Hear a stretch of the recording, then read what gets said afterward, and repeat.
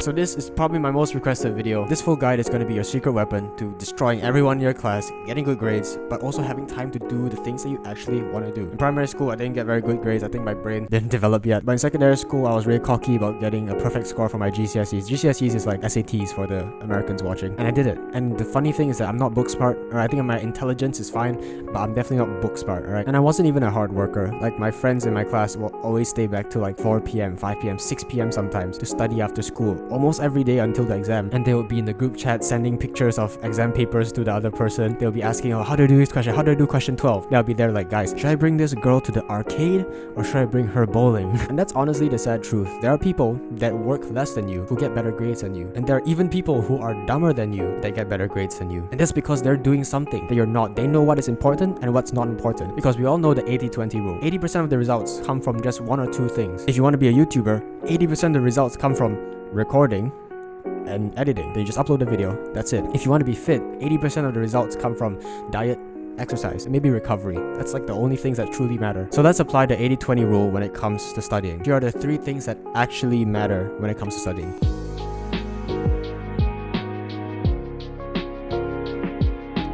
Alright, number 1 is active recall. So evidence shows that this is actually the best way to study. Active recall is how I'm able to take screenshots of pages and put them into my brain. It's the best memorization technique, and since 50% of school is just memorizing something and regurgitating it, this is going to be really important. So here's how you do it. You take a book or whatever you want to memorize, you open up to the page, you read the page in its entirety, and then you close the book and you go away and you do something else. After 5 minutes, 10 minutes, however long you need, you come back. Before you open the book, you recite what you know. And let's say you only know 10% of the page because you just read it only, right? So you open it up and you see, okay, I only knew this part. What's the rest that I didn't know? Then you fill in the gaps in your knowledge. And then you go away for 5 minutes, you come back. Before you open the book, you recite what you know. Let's say now you know 20%. You open the book, you fill in the gaps in your knowledge, you repeat. Now you know 30%. Now you know 40%. And then soon enough, you'll know 100% of the page. Each time you just fill in the gaps in your knowledge until all the gaps are filled. The time spent away is actually the most important thing, because that's when your brain, like subconsciously, whatever, puts like the information into long-term memory. And that's how you remember it. Not a scientist or anything, but that's why we use spaced repetition. We space it out so that we give our brain time to actually absorb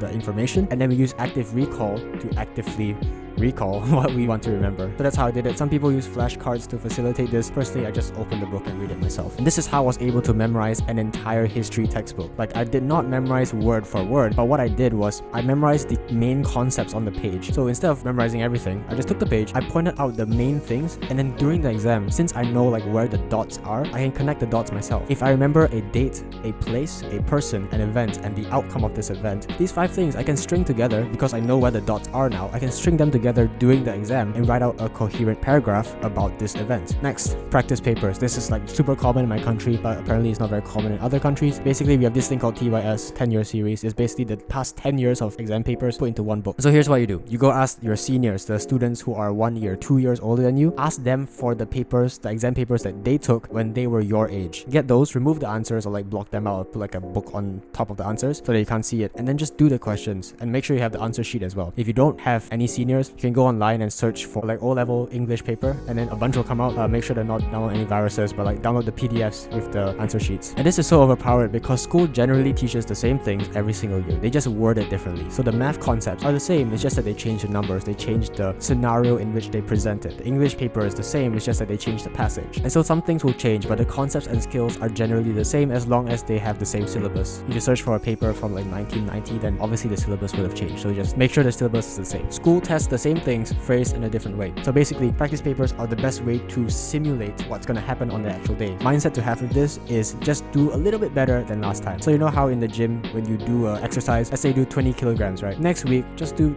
21. That's progress, right? The mindset is just lift heavier than last time. But for us, we're gonna think just score a little bit better than last time. So let's say you do a practice paper, you get 50%. That's not a very good grade, okay? You just look at the answer sheet, you see the parts that you're not very familiar with, use active recall, you go back to the material and you study a bit more, and you do another practice paper. Now you get 52%. 52% is progress. And then you keep doing that. Each practice paper, you see where you fall short, you go back to the material, you study again, you come back stronger. Keep filling in the gaps in your knowledge until you're able to actually do it. So that's the best thing about these two that I've talked about. Active recall is putting information in your brain. Practice papers is how you actually use that information in the setting that you will experience on exam day, because it's the same setting, the same paper, just again phrased differently. And practice papers are also merciless because they will show you exactly where you don't understand the concept, because it's exactly what's going to happen on the real day. But it's better to fail the practice paper than to fail on the actual day. So if on game day you're going to play basketball, you wouldn't train football, you would play basketball. If on performance day you're going to play the piano on stage, you wouldn't practice the violin, right? So if on exam day you're going to do the exam, you wouldn't highlight the textbook, you wouldn't read random shit, you would do the exam papers. That's why practice papers work. You're training for the actual thing that's coming up. And then lastly, we have the burnout line, which is how to work intensely. And I've talked about this before, but I'll quickly mention it again because I think this is really important. So those two tactics that we talked about before, this is how we put them into practice in our daily life. So the burnout line is pretty simple. There's a certain level that all of us can work at where we're both focused, but also it's very intense, it's very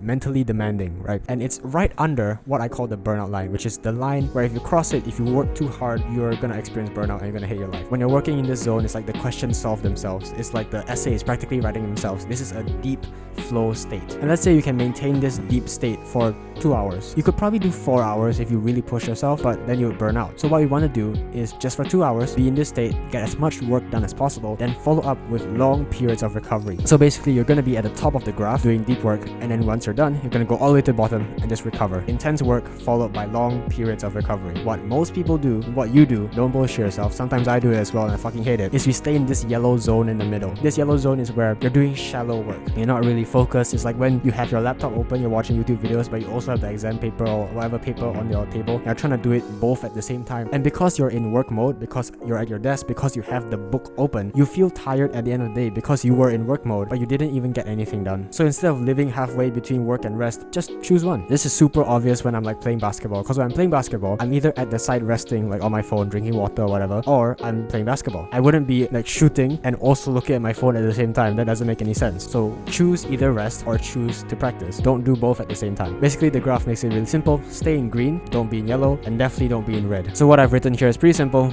Work hard, rest hard. Don't stay in the middle, because if you stay in the middle, that's how you end a day feeling tired but with nothing to show for it. How many days have we fucking lost to that shit, bro? But obviously, first you need to know where your burnout line even is. Have you even pushed yourself enough where you know where this line is? And the easiest way to find out is to cross that line. Do a little bit too much so that you know where that line is, and then you can taper below that and work in this optimal zone. And if you keep on working in this optimal zone, it starts to expand. Maybe now you can only do 2 hours. Next month you can do 3 hours. The month after that you can do 4 hours. So to conclude, we want to work like lions. Short sprints of high intensity work followed by long periods of recovery. Alright, so to practically use the 3 things I've talked about in this video, let's say you wake up 2 hours before school. You can do 1 practice paper and you can do some active recall work. Imagine you do that every single day, and on weekends you do a little bit more. That is 5 practice papers on the weekdays. Let's say you do 2 practice papers per weekend. That's like 9 papers per week. And then you have the active recall work to help you do better in those papers. Let's say you do this for a month. 4 weeks in a month, 4 times 9, that's 36 papers. And then imagine on exam day, half your class have been working like elephants, not like lions. They've been having their cute study sessions in the library with their Starbucks coffee. And then the other half, like some students will have like very intense tuition to try to get ahead, but that just ends up burning themselves out. They didn't get enough sleep the night before. This is your competition, and you're walking into the exam room having done this exam like 50 times over the past month because you've been doing your practice papers. So what's the 51st? It's gonna be easy for you. Alright, so to conclude, just understand that hard work is only the beginning. Even if you only slept 4 hours a day and you work the other 20 hours, you can never be the hardest worker. Why? Because all of us have 24 hours in a day, right? One person could be doing the same thing as you and you'll only be tied for first place. And that's simply because time is limited. We can never expand it.